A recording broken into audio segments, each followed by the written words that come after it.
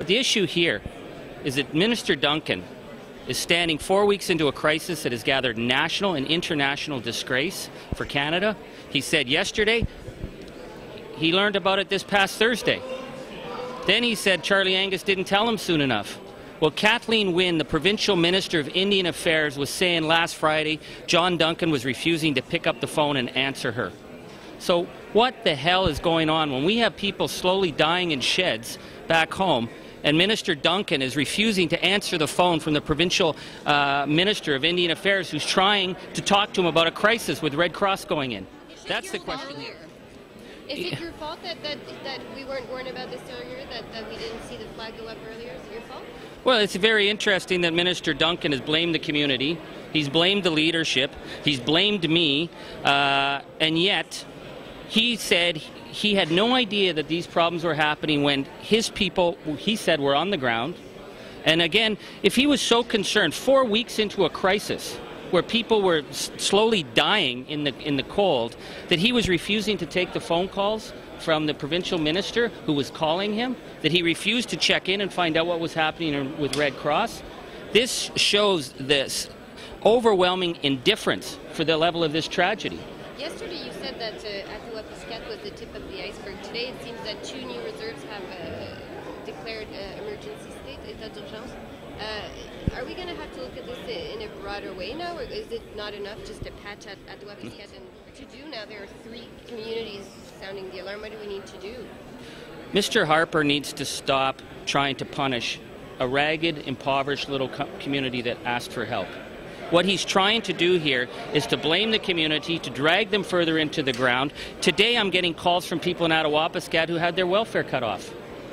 So I ask you, is that value for taxpayers' money, that the people of Attawapiskat who stood out in the cold for a month asking for help are getting their welfare cut off? Because that's what happens when you're in third-party management. You don't get to make those decisions. So it's Attawapiskat, it's all across Northern Canada. This is the moment where Prime Minister Canada should stand up and say enough is enough. We need a plan to rebuild the relationship with our First Nation communities. Do you think they're responsible here, in your mind?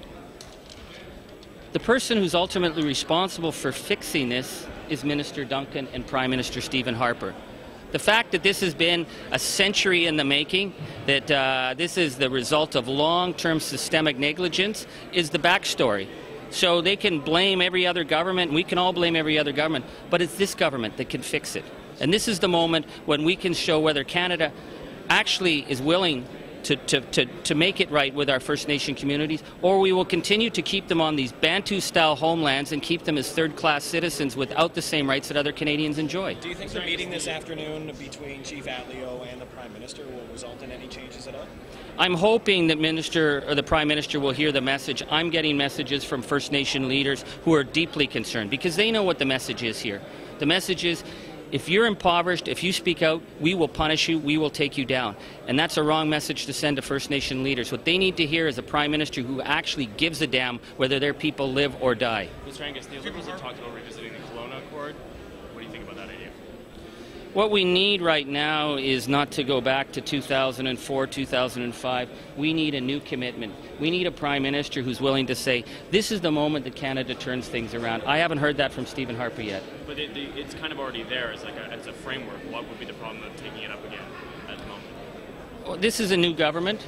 I'd like to see that Mr. Harper has a new plan. I haven't seen that yet. I haven't seen Minister Duncan being able to show any kind of plan, because what they've not said, what they're going to do in Attawapiskat, they're going to move people into this hockey arena. You know what this hockey arena is? It's not like a hockey arena that Tony Clement built. This is a shed with ice. So their solution is they're going to take families and put them in a shed with ice. There is no showers there, it's inadequate heating, and then they're going to walk away on them because there's no plan. You haven't heard a single word from them that they are going to have a long-term housing solution. If Minister Duncan's serious, if he wants to take personal control of this community, if he wants to depose a democratically elected band council, then he better damn well say that I've got a plan to get these people out of poverty, because right now he's just taking people out of tents and sticking them in a shed with ice. How many calls have you gotten about HUD welfare checks? They just started this afternoon. How many? Just one call? I've had 3, so yeah, thank you. Trying to get Canadians to focus on what happened to the supposed $90 million. What do you say to Canadians who have that concern? I think Mr. Harper did a very calculated move. He basically blew the dog whistle for certain basic Canadians. He said, bad Indians, taxpayers' dollars. He didn't have to say anything more.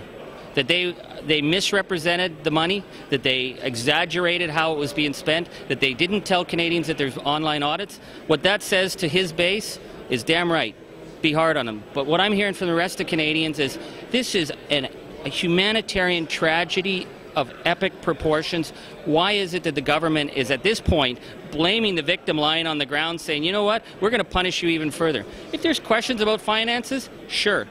But nobody ever stops in the Red River in the middle of a flood and says, hey, how come we're throwing this money at your communities that keep flooding? No, they don't say that. All Canadians rally, all Canadians help out. But when it's one of our communities in the north, when it's First Nation kids, it's like, hey, what did you do with our taxpayers' dollars? That speaks volumes, I think, for the less than subtle message that's being given out here.